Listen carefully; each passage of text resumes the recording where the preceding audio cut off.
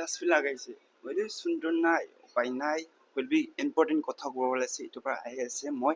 আমাৰ কুত্তা খান বা কামুৰিলে মালিক লগতে ঝগড়া কৰিব নহ'লে কিবা কৰিব এইটো নহ'ব লাগে আৰু কিমান পাৰে কিমান জলদি পাৰে হস্পিটেললৈ যাব লাগে এইটো নিমিতে এইটো জনাই দিয়া আছে মেইনটো কি আছে ক'লে আৰু কুত্তাৰ পৰা কামুৰিছে ক'লে কুত্তাকে মাৰিবলৈ কাম নাই নহ'লে মালিক লগতে ঝগড়া কৰিবলৈ কাম নাই এইটো নিমিতে এইটো জানিবলৈ বেছি ইম্পৰ্টেণ্ট আছে এইটোৰ পৰা আপোনালোকে জনাই দিয়া আছে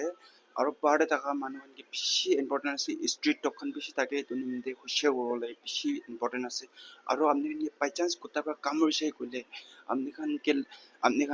মদত লাগে কৰিলে 289 কল কৰি আপোনালোকে মদত মাঙিব লাগে আৰু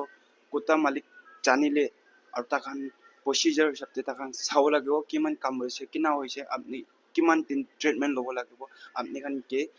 কুত্তালা মালিক পৰা চাব লাগিব আৰু ষ্ট্ৰীটৰ পৰা কামুৰিছে কৰিলে এইটো নম্বৰতে কল কৰিনা নহ'লে মালিক থকা কুত্তাৰ পৰা কামুৰিছে কৰিলে এইটো নম্বৰতে কল কৰিনা আপোনালোকে বেছি